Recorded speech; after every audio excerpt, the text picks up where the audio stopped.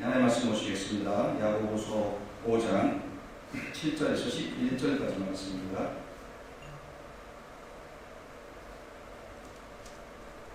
야고보서 5장 7절에서 11절 말씀, 한 절씩 교독하시고 11절 함께 읽겠습니다. 그러므로 형제들아, 주께서 강림하시기까지 길이 참으라. 보라, 농과 땅에서 나는 귀한 열매를 바라고 길이 참아 이른 비와 늦은 비를 기다리나니 너희들이 참고 마음을 굳건하여라. 주의 강림이 다가오리라. 형제들아, 서로 원망하지 말라. 그리하여 심판을 면하리라. 보라, 심판주가 문 앞에 서 계시니라. 형제들아, 함께 있습니다. 보라, 인내하는 자를 우리가 대답하니 너희가 교회에 있는 것도 주께서 주신 절반을 너희와 주는 가장 자비하시고 긍휼히 여기시는 이시니라. 옆에 분에게 이렇게 한번 인사하겠습니다. 인내하는 자가 복된 자입니다. 인내하는 자가 복된 자입니다. 인내하는 자가 복된 자입니다. 여러분, 사랑하는 사람은 서로 닮는다라는 이야기를 아마 들어보셨을 겁니다. 사랑하는 사람은 서로 닮게 되어 있습니다. 그래서 오랜 세월을 같이 살아온 이 부부 사이에는 서로 알게 모르게 이 닮은 점이 많이 있다는 거예요. 물론 그것을 인정하지 않는 부부도 있을 수 있습니다. 내가 왜 남편을 닮았냐고, 내가 왜 아내를 닮았느냐고 그것을 부인하고 또 질문을 하는 분들도 있을 수 있습니다. 그러나 제3자가 볼 때는요, 분명히 서로 닮은 부분이 있다는 거예요. 왜 그렇습니까? 오래 같이 살다 보면 서로 상대방에게 맞춰주어야 하는 부분이 있기 때문에 그렇습니다. 성격에서부터 기질, 식성, 습관, 아니면 어떤 행동, 같이 오랜 시간을 함께 했기 때문에 또 사랑한다는 이유 때문에 많은 이 삶의 모습이 서로 닮아간다는 거예요. 그리고 이것은 지극히 정상입니다. 자, 여러분, 우리는 하나님을 사랑합니다. 예수님을 사랑합니다. 아멘입니까? 네. 사랑하는 사람이 반드시 닮게 되어 있다면, 그리고 우리가 하나님을 사랑하고 예수님을 사랑한다면, 그렇다면 우리는요, 예수를 닮아요. 예수님을 닮는다는 것, 그것은 지극히 우리 예수님을 사랑하는 우리에게 정상적인 모습입니다. 그리고 이것은요, 예수의 제자된 우리가 영적으로 지속적인 그런 성장을 이루는 것을 의미합니다. 그리고 나의 옛 모습, 예수를 알기 전에 가졌던 습관, 기질, 성격, 또 과거에 즐겼던 어떤 것들, 그런 것들과 이별한다라는 것을 의미하기도 합니다. 모든 것을 끊어버리고 조금씩 예수를 닮아가고 성장해가는 것, 그 모습이 바로 예수를 사랑한다는 증거가 되는 거예요. 그래서 한 성도의 이 성숙함과 미성숙함을 측량할 수 있는 기준이 무엇인가? 많은 것이 있겠지만 그 중에 하나를 우리는 인내다라고 말할 수 있습니다. 인내, 오래 참는 것. 그것이 바로 성숙한 그리스도인과 또 미성숙한 그리스도인의 큰 차이라는 겁니다. 그래서 오늘 야고보서에 보면요, 특별히 야고보 사람은 이 성숙의 정도를 인내로 지금 판단하고 있습니다. 이 인내에 대해 이야기할 때 우리는 여러 부류가 있다라고 생각해 볼 수 있는데요, 특별히 4가지 부류의 인내가 있다라고 볼 수 있습니다. 먼저는 우리가 처해 있는 환경에 대해 인내해야 하는 부분들이 있고요, 또 우리가 대하는 인간 관계에서도 인내해야 할 때가 있습니다. 그리고 아직 응답받지 못한 기도 제목들이 있죠. 그 기도 제목들에 대해서도 하나님 앞에 인내해야 되는 것도 있고요, 또 나 자신에 대해서 아직 변하지 않고 또 많이 부족한 내 자신에 대해서도 인내하는 것이 필요할 때가 있습니다. 그렇게 우리가 살아가면서 만나는 상황들, 사람들, 또 우리가 믿고 소망하는 많은 일들, 이 모든 영역에서 오래 참고 또 끝까지 인내하는 그런 성숙함이 필요하다는 거예요. 그 기다림의 과정을 통해서 하나님께서는 우리에게 성숙과 또 성취와 또 축복의 길을 허락하여 주신다는 겁니다. 그래서 이 야고보서를 시작하면서 야고보서 1장 4절에서 이런 말씀을 이미 주셨습니다. 인내를 온전히 이루라. 이는 너희로 온전하고 구비하여 조금도 부족함이 없게 하려 함이라. 하나님께서 이 야고보서를 통해 우리에게 주시는 말씀이 무엇입니까? 그것은요, 인내를 온전히 이루라는 겁니다. 인내를 이루라. 그것이 하나님께서 기뻐하시는 길이고 온전하고 부족함이 없는 하나님의 사람으로 세워져 가는 길이기 때문에 그렇다는 겁니다. 자, 인내하라라고 말씀하시는 데에는 우리를 향한 하나님의 귀하신 뜻이 있다라는 거예요. 우리 한국 사람들은요, 이 성격이 굉장히 조급한 그런 민족으로 잘 알려져 있습니다. 그래서 빨리빨리라는 이 말은 세계 어디를 가든지 외국인들도 다 알아듣는다라고 할 정도입니다. 근데 여러분, 사실 우리 민족을 대표하는 성격이 끈기와 인내라는 것을 혹시 아셨습니까? 사실 우리 민족은 빨리빨리 민족이 아니에요. 잘못된 겁니다. 끈기와 인내의 민족입니다. 자, 예를 들면 우리나라를 대표하는 문화재 이 도자기가 있어요. 그렇죠. 청자, 백자와 같은 그런 도자기가 있어요. 여러분, 도예공들이 아름다운 백자나 청자 하나를 만들기 위해 얼마나 많은 그 끈기와 인내를 가지고 그것을 가마에 구워내는지 아십니까? 마음에 드는 하나의 도자기를 만들어내기 위해서 수십 개의 도자기를 깨고 또 깨는 일을 되풀이합니다. 그렇게 인내를 가지고 오랜 시간을 들이고 정성을 들여야지만 하나의 아름다운 도자기가 완성이 된다는 거예요. 또 우리나라를 대표하는 장들이 있죠. 된장, 간장, 고추장 등등. 김치도 마찬가지인데 그 모든 것들은 어느 정도의 이 숙성의 시간을 들여야지만 맛있는 음식으로 탄생하게 되는 겁니다. 그래서 우리나라의 역사와 또 이 문화를 보면은 사실 이런 끈기와 인내가 우리의 생활 구석구석에 스며들어 있습니다. 그렇습니다. 인내는 중요합니다. 하물며 하나님을 믿는 하나님의 백성된 성도라면 당연히 인내할 수 있고 또 기다릴 수 있는 이런 덕목이 있어야 하는 거예요. 자, 오늘 야고보 사도는요, 특별히 하나님을 믿는 하나님의 자녀들이 언제 또 왜 인내해야 하는지에 대해 말씀하고 있습니다. 특별히 오늘 본문에 보면 농부, 선지자 그리고 욥의 예까지 들어가면서 바로 이 인내에 대해서 설명해 주고 있습니다. 오늘 야고보 사도가 알려주는 이 인내에 대한 교훈, 그것을 한번 나눠보도록 하겠습니다. 첫 번째로 환경을 내 마음대로 다스릴 수 없을 때 그때 우리에게 인내가 필요합니다. 자, 우리가 다스릴 수 있는 것이 있고 또한 다스릴 수 없는 것이 있습니다. 우리가 해결할 수 있는 것이 있고 또 우리가 해결할 수 없는 것도 있습니다. 우리가 어떻게 할 수 없는 것 중에 하나가 무엇인가 하면요, 바로 이 환경이에요. 어떤 상황을 우리 마음대로 할 수 없어요. 우리의 어떤 여건. 자, 물론 어떤 환경이나 어떤 분위기 같은 경우는 우리의 노력으로 개선할 수 있고 또 새롭게 창조할 수도 있을 거예요. 그러나 우리의 힘과 또 우리의 영역을 벗어난 그런 환경을 우리가 살다 보면 만날 때가 있는 거예요. 그럴 때 야고보 사도는 우리에게 인내해야 된다라고 말씀하고 있습니다. 본문 7절을 한번 보시겠습니다. 7절을 보시면 그러므로 형제들아 주께서 강림하시기까지 길이 참으라. 보라 농부가 땅에서 나는 귀한 열매를 바라고 길이 참아 이른 비와 늦은 비를 기다리나니 농부에게 필요한 것이 있다면 그것은 바로 인내입니다. 인내하지 못하면 농사를 지을 수 없다는 겁니다. 자, 농부가 할 수 있는 일이 있습니다. 땅을 갈고 씨를 심고 또 비료를 줄 수도 있겠죠. 그러나 씨를 자라게 할 수는 없는 겁니다. 그 씨가 잘 자랄 수 있도록 잡초를 뽑고 환경을 만들어줄 수도 있습니다.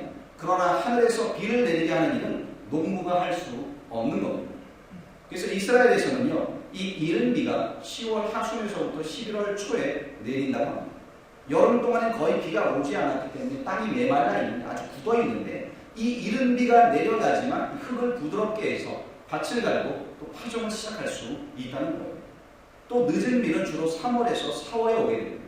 이 늦은 비를 통해서 농작물이 결실을 맺고 추수할 수 있도록 이 성장을 하게 되는 거예요. 그러니까 이 이른 비와 늦은 비, 이 두 종류의 비가 없다면 이스라엘 농부는 농사를 지을 수가 없게 되는 겁니다. 그래서 농부가 늘 하는 일이 무엇입니까? 그것은요, 하늘을 쳐다보는 일이에요. 하늘을 쳐다봅니다. 왜요? 하늘을 바라보며 이 이른 비와 늦은 비가 언제 오나 인내하며 그 비를 기다린다는 겁니다. 자, 농부가 할 수 있는 많은 것들이 있습니다. 그러나 비가 오게는 할 수 없는 겁니다. 결국 무슨 말입니까? 인내하고 기다려야 한다는 거죠. 우리의 인생도 별로 다르지 않습니다. 우리 또한 우리 힘으로 다스릴 수 없는 그런 환경을 만나게 됩니다. 그때는 어떻게 해야 된다고요? 인내해야 된다는 거예요. 하나님의 때를 기다리는 것이 우리가 가져야 할 태도라는 겁니다. 제가 이민 오기 전에 초등학교 4학년 때 이런 일이 있었습니다. 갑자기 이 무릎이 아파오면서 이 무릎이 굽혀지질 않는 거예요. 통증도 있고 굳어지는 것 같고 움직이지를 못하고, 그래서 놀란 저희 부모님을 따라 참 여러 병원을 다녔습니다. 먼저 이 동네 작은 병원을 갔더니 원인을 잘 모르겠다고 좀 큰 병원으로 가보라고, 그렇게 몇 군데 더 병원도 다니고 의사도 만나고 약도 먹고 주사도 맞고요. 근데 이 통증이 사라지질 않은 거예요. 그 가운데 저희 아버지는 학교에 빠지면 안 된다고 다리 아픈 아들을 삼촌 등에 업혀서 매일 학교를 가게 했습니다. 그래서 제가 이 개근상은 꼭 받았습니다. 근데 또 어디서 들으셨는지요? 어떤 아이가 그런 증상이 있었는데 결국 다리에 괴사가 일어나서 다리를 절단했다라는 이 소리를 어느 날 듣고 오신 거예요. 그러니까 얼마나 더 놀라셨을까요? 그때부터는 한의원으로 침 맞으러 한약을 먹고 참 많은 방법을 사용했습니다. 그런데 그렇게 막 시간이 흐르는데요, 어느 날 갑자기 아무 일이 없었던 것처럼 아프지도 않고 무릎도 정상적으로 움직일 수 있게 된 것입니다. 그럼 그동안 먹은 약이 효과를 본 것일까요? 그때 어떤 의사 선생님이 했던 말씀이 기억이 납니다. 별거 아니라고, 그냥 성장통을 앓고 있는 거라고. 결국에는 무엇이었습니까? 성장통이었다는 거예요. 키가 자라고 몸이 자라고 있기 때문에 느끼는 그런 통증이었다는 겁니다. 그냥 가만히 참고 기다렸으면 시간이 지나면 다 지나갈 그런 아픔이었다라는 거죠. 근데 우리의 인생 가운데 이렇게 기다려야 할 때가 많이 있습니다. 오히려 할 수 없는 것을 내가 해보겠다고, 통제하겠다고, 내가 다스려 보겠다고 하면 할수록 어떤 일이 벌어집니까? 우리 마음은 염려로 가득 차게 된다는 거예요. 근데 염려한다고 상황이 바뀌지 않습니다. 염려한다고 어떤 해결책이 생기는 것도 아닙니다. 아무것도 할 수 없는 상황, 우리의 힘으로 바꿀 수 없는 그런 현실, 그 가운데 염려하는 것은 참으로 어리석은 것이다 라고 예수님께서도 말씀하셨어요. 그렇죠? 마태복음 6장 27절이죠. 너희 중에 누가 염려함으로 그 키를 한 자라도 더할 수 있겠느냐. 염려한다고 키가 자라지 않습니다. 여러분, 우리가 바꿀 수 없는 상황들이 있습니다. 그 가운데 우리가 할 수 있는 일은요, 기도하고 인내하며 하나님의 일하심을 소망하는 것뿐임을 여러분들 기억하시길 바랍니다. 자, 두 번째, 사람들이 내가 원하는 대로 변하지 않을 때 우리는 인내해야 합니다. 자, 바꿀 수 없는 환경 앞에서 인내하는 것뿐만 아니라 사람들을 향해서도 또 인내할 수 있어야 한다는 거예요. 사실 우리가 이 교회에서 하는 일들은 대부분이요, 하나님을 섬기고 또 서로를 섬기는 그런 일들입니다. 그렇게 우리가 형제를 섬기고 이웃을 섬길 때 필요한 것이 있는데 그것이 바로 이 인내다라는 겁니다. 야고보 사도는 구약의 선지자들을 예로 들고 있어요. 본문 10절을 보시면 형제들아, 주의 이름으로 말한 선지자들을 고난과 오래 참음의 본으로 삼으라. 이 선지자들은 사람들로부터 참 많은 고난을 당했습니다. 그리고 그 가운데 그들이 한 것은 오래 참는 인내였어요. 그래서 이들의 오래 참음을 본으로 삼으라라고 지금 말씀하고 있습니다. 이 선지자들은요, 하나님의 말씀을 백성들에게 전했습니다. 그들에게 회개와 변화를 또 촉구했습니다. 그런데 이 사람들은 변하기를 거부했다는 거예요. 오히려 선지자들을 죽이고 또 그들을 핍박하는 이런 일들을 행했습니다. 자, 우리 주변에도요, 사람의 변화를 위해서 기도하는 분들이 많이 있습니다. 목사인 저도 믿음이 연약하신 분들을 보면서 그들의 믿음을 위해 기도합니다. 가정에서도 남편과 아내의 변화를 위해 기도하시는 분들도 계십니다. 또 부모님의 믿음, 자녀들의 믿음을 위해서 기도를 하십니다.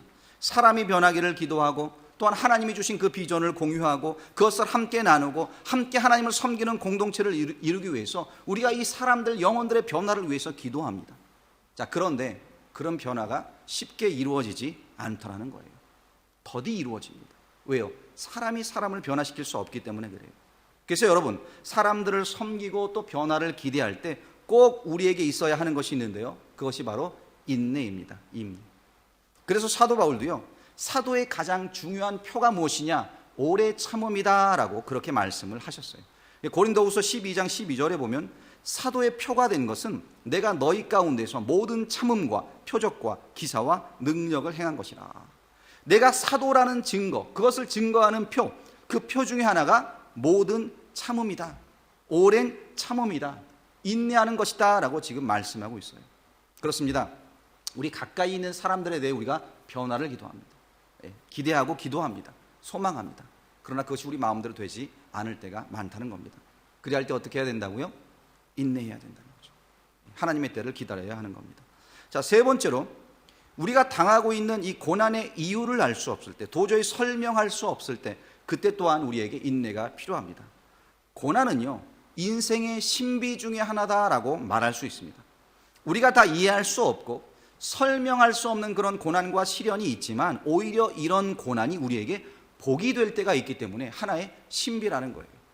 욥의 인생이 그랬습니다. 그래서 오늘 말씀에도 보니까 11절에 이렇게 기록하고 있죠. 보라, 인내하는 자를 우리가 복되다 하나니 너희가 욥의 인내를 들었고 주께서 주신 결말을 보았거니와 주는 가장 자비하시고 긍휼히 여기시는 이시니라. 욥이 당한 고난은 정말로 이해할 수도 없고 설명할 수도 없는 그런 고난이었습니다. 하루아침에 10자녀를 잃었고요, 재산도 모두 잃어버렸습니다. 거기에다 몸은 질병으로 만신창이가 되었습니다. 그가 소유한 모든 것들이 하루아침에 사라지고 만 것이에요.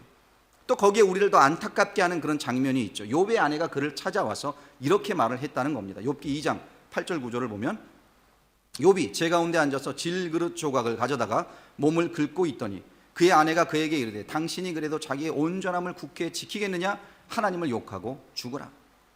가장 자신을 위로해 주어야 할 가장 가까운 그 아내로부터 지금 하나님을 욕하고 죽으라라는 소리를 들은 겁니다. 이렇게 아무도 욥의 편이 되어주질 않았습니다. 아내조차도 자신을 포기하고 버렸습니다. 욥은 정말 외로운 그런 시간 가운데 놓여 있었습니다. 또 욥의 이 고통을 더한 것이 있었는데요. 그것은 바로 하나님의 침묵이었어요. 하나님의 침묵. 하나님께서는 아무 말씀도 하질 않으셨습니다. 침묵하셨어요. 욥기를 우리가 읽게 되면요, 보게 되면 거의 끝날 때까지 하나님은 아무 말씀도 하질 않으십니다. 그러다 38장에 가셔서 비로소 욥에게 말씀을 시작하세요. 그 기나긴 시간 동안 하나님은 침묵하신 겁니다. 혹시 여러분 중에도 욥과 같은 상황을 지나셨거나 아니면 지금 지나고 계신 분들이 계신지 모르겠습니다.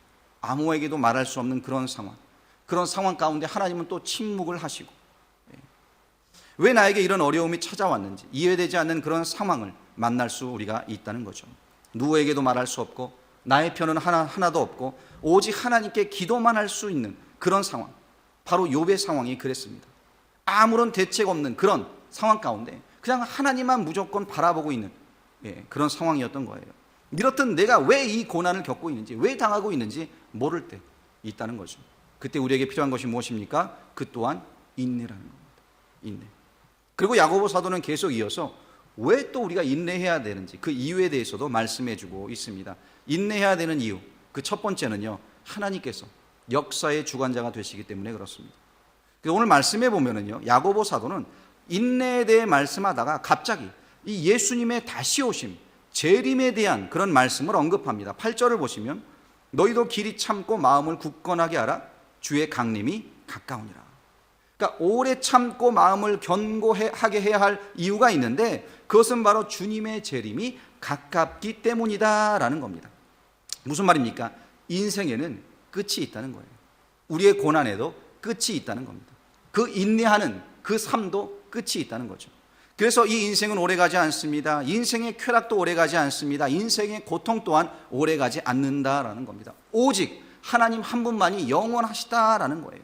그 영원하신 하나님께서 이 모든 것을 다스리고 있고 주관하고 계시기 때문에 그 하나님께서 언젠가 예수 그리스도를 이 땅에 다시 보낼 것이기 때문에 그래서 우리는 인내해야 된다라고 지금 야고보 사도가 말씀하고 있는 겁니다. 이 하나님에 대해서 바울은요, 로마서 8장 28절에서 이렇게 말씀했습니다. 우리가 알거니와 하나님을 사랑하는 자, 곧 그의 뜻대로 부르심을 입은 자들에게는 모든 것이 합력하여 선을 이루느니라. 모든 것을 합력하여, 좋은 일이든 나쁜 일이든 선한 일이든 고난이든 상관없이 그 모든 것을 합력하여 선을 이루시는 하나님, 이 모든 역사를 하나님께서 주관하고 계시기 때문에 그분에 대한 믿음이 있다면, 그분을 사랑한다면 우리는 인내할 수 있어야 한다라는 거예요. 자, 두 번째로 인내할 수 있는 이유는요, 인내하는 사람은 하나님의 약속을 축복으로 받기 때문에 그렇습니다. 우리가 본문 11절을 다시 보시면 이렇게 말씀하고 있어요. 보라, 인내하는 자를 우리가 복되다 하나니 너희가 욥의 인내를 들었고 주께서 주신 결말을 보았거니와 주는 가장 자비하시고 긍휼히 여기시는 이시니라. 자, 욥은 인내의 대표자라고 말할 수가 있어요. 인내의 대명사죠.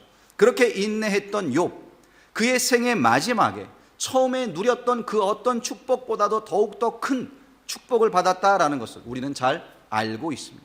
성경이 그것을 증거하고 있어요. 그의 처음보다 그의 나중이 훨씬 더 창대케 되었다는 거예요. 그것이 바로 주께서 주신 결말이다라고 야고보 사도가 지금 말씀하고 있는 겁니다. 그가 받은 축복은 이 인내의 결과였다는 거죠. 그렇습니다. 인내하는 사람에게 하나님이 주시는 약속이 있고 그 약속을 또한 축복으로 받게 된다는 거예요. 그래서 히브리서 10장 35절 36절에 보면 이런 말씀이 또 기록되어 있습니다. 그러므로 너희가 담대함을 버리지 말라. 이것이 큰 상을 얻게 하느니라. 너희에게 인내가 필요함은 너희가 하나님의 뜻을 행한 후에 약속하신 것을 받기 위함이라. 인내하는 자에게 주는 큰 상이 있다. 인내가 필요한 것은 바로 하나님의 그 약속을 받을 수 있기 때문이다 라고 지금 말씀하고 있어요. 이것이 바로 우리가 인내해야 하는 이유가 되는 겁니다. 또 세 번째로 인내해야 하는 이유는요, 하나님께서 지금도 일하고 계시기 때문에 그렇습니다. 지금도 일하고 계시기 때문에. 우리 11절 말씀을 다 같이 한번 읽어볼까요? 11절 다시 한번 다 같이 읽겠습니다. 시작. 보라, 인내하는 자를 우리가 복되다 하나니 너희가 욥의 인내를 들었고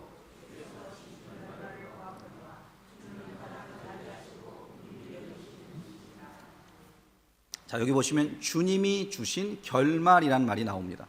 그리고 주는 자비하시고 긍휼히 여기시는 분이다라는 말씀도 나옵니다. 무슨 말입니까? 자비하시고 긍휼하신 그 주님께서 욥에게 주시고자 하는 결말이 있었다는 거죠.